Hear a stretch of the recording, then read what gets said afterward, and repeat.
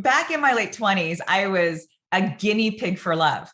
I was living in a city that made it easy to date. I worked in the city center, so I would pop out on a coffee date on my lunch break. I would rewrite my online dating profile every 3 months. There were parties and barbecues and this thriving social scene after dark. And being young, I just wanted to see what worked. So would an edgier look get me more attention? What if I was the one who approached men? What if I played it cool on that first date and let him try to impress me? And what I noticed is something that has stuck with me ever since, something that challenges everything we think we know about attraction. Simply put, it's this: you cannot attract men. You just can't do it. You can only attract a man. And how you go about attracting the opposite sex actually determines the kind of men who respond to you. Hi, I'm Amy Waterman. I am a love expert here at yourbrilliance.com. And in this video, I will be explaining 3 types of men and how to attract each one.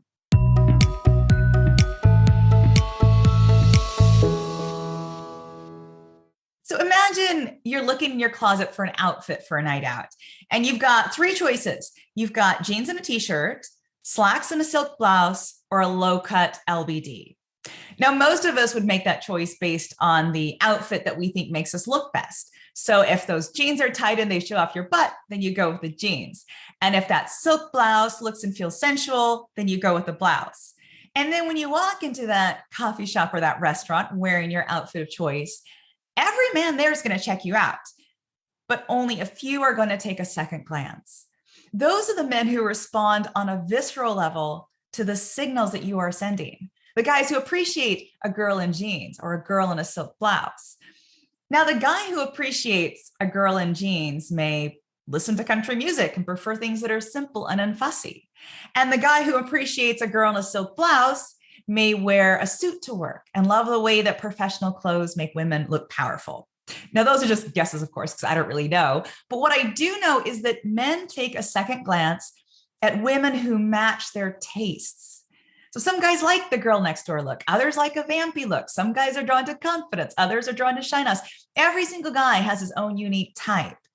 And sometimes a man's type coincides with what we think of as the ideal look, but more often it doesn't. What a man finds appealing reflects a range of factors, including his romantic past, his formative childhood experiences, how attractive he considers himself, and his values. So a man who values simplicity and directness might be put off by a woman who's overly mysterious and unavailable. A guy who values scarcity and exclusivity may be put off by a woman who's friendly and available to everyone. So what's irresistible to one man will put off another, which means that no woman will ever be able to charm all men. And that's not a bad thing. That's actually a good thing, because you do not want every single man on earth interested in you. You just want the right man to be interested in you. And if you don't know what he specifically finds attractive, then you're shooting yourself in the foot. There is tons of advice on the internet about what men want and what puts men off.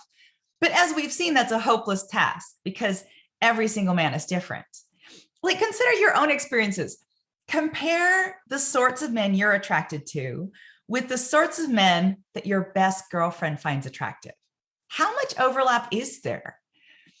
We all have different tastes. So anyone who's trying to sell you what men are attracted to is just making an educated guess. What's so much more useful is to find out what the kind of men you're interested in respond to. And that takes some experimentation. Now, that kind of experimentation is so much easier if you're online dating, because you just have a particular man in mind, and then you write your profile based on what you think he would respond to. And then if it doesn't work, you just try a different angle. And you keep playing with it until you consistently get hits from the men you might actually be interested in. Back when I was online dating, every so often, I would forget this maxim and I would make the mistake of creating this fun, sexy profile that would attract a flood of hits from guys who wanted a fun, sexy girl. But I didn't want a party boy with abs. I wanted to meet serious, interesting guys with their stuff sorted and a partnered future in mind. And those guys didn't necessarily respond to coy winks. Lesson learned: getting attention from guys I'm not interested in just wastes my time. Which brings me to the 3 types of men. So you cannot generalize about what all men want in women, but that doesn't mean it's not useful to sort men out into different types. Like some want a domestic goddess, others want eye candy, and others want a challenge, right? So when you are planning your attraction strategy, ask yourself what part of a man you want to appeal to: his head, his heart, or his loins. Your choice will determine which men feel attracted to you and which don't. Dating tactic number 1, hook him on a chemical level. The biggest mistake most of us make is reducing all men down to their primal nature, right? Appeal to his loins and he will be putty in your hands. Now, there are all sorts of reasons and rationales for appealing to a man's base nature. Men have evolved over millennia to seek fertile mates to spread their seed. They can't resist youth and an hourglass figure and shiny hair and clear skin. But of course, many men can resist those things because men are just like us.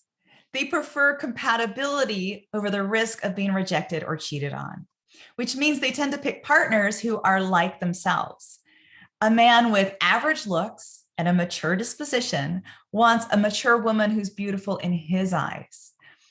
Unlike animals, humans have a highly evolved neocortex, which is the part of the brain responsible for logical thinking.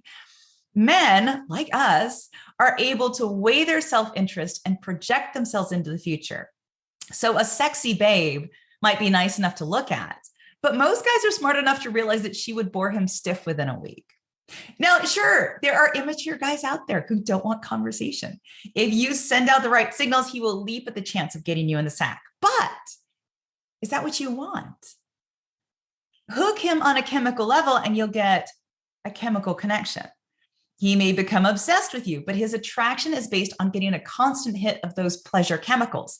Stop giving him that hit because you want to connect emotionally, and he will lose interest fast, which is not much use if what you want is a man who really loves you. Okay, dating tactic number 2, mess with his mind. So maybe you're after an even bigger catch. You're after a guy who walks straight past all those girls throwing themselves at him. He will notice your flirtation and your coy glances, but he will not be interested unless you make it hard for him. This guy only responds to mind games. You've got to trigger his interest on an intellectual level. You've got to be mysterious and fascinating and intriguing. You've got to make him want to know more about you and find out what makes you tick. So maybe you dress a little bit more modestly, right? You show him glimpses, but you never reveal too much. The rules serve you well. But once he's solved the mystery of you, then what next? Will he still be interested? Or will he then move on to the next woman just out of reach? Okay, dating tactic number 3, care for him. It's hard to find anyone who cares. Like in the dating scene, it's all about what we can get from each other. He's looking for sex. She's looking for a ring, I guess. Even if you meet a man who seems to be generally interested in you and want nothing more from you than your company, you might still be suspicious. And that is why dating from the heart is the least popular dating strategy of all. Why be vulnerable? Why open your heart just to get hurt? Like, surely you need armor to compete in the dating game. That's why we send our avatars to date for us. We create elaborate profiles. We connect over Facebook. We text him instead of picking up the phone. We feel safer with that little bit of distance between us. We would rather pique his interest with sexy messages than let him see what we're feeling inside. So no wonder our results are so mixed. We attract men we don't really like. We put off the few men we really do like. We blame the entire male race for the behavior of a few. Are we brave enough to face the thought that maybe we have had a part in this? Because we didn't lead with our hearts. We led with our bodies. We led with our clever quips. We led with our carefully crafted profiles. Now, that's not to say that we should go back to the days when we were young and we spilled out our feelings to our crushes, feeling that hot shame of embarrassment when they turned away. Because even then we were doing what we thought would get us something. We wanted a relationship and we didn't care so much about these boys as much as we cared about whether they would say yes. So I think It's time to stop seeing other human beings as a means to an end. A man is still worth your time and concern, even if nothing could possibly happen between you. A man who knows that you would have time for him, even if he weren't your romantic interest, is a man who will care about you. You have touched his heart, and he can't help but share some of his heart with you in return. For those of us who want one true love instead of a bunch of horny guys chasing at our door, it really is the ultimate prize. If you want a man in your life who knows how to love, then lead with love. The kind of unconditional affection and positive regard you would give to anyone, even if you weren't dating them. The men who respond to your emotional warmth and generosity, those are the good guys. And the guys who don't, well, maybe they're just not worth your time. If you would like to know more about how to effortlessly attract good men, I am offering you a free report on the 3 A's of effortless attraction. You will learn all about the hedonistic theory of attraction, which forms a key part of my book, The Pleasure Principle. So check it out. I will put the link below. See you next time.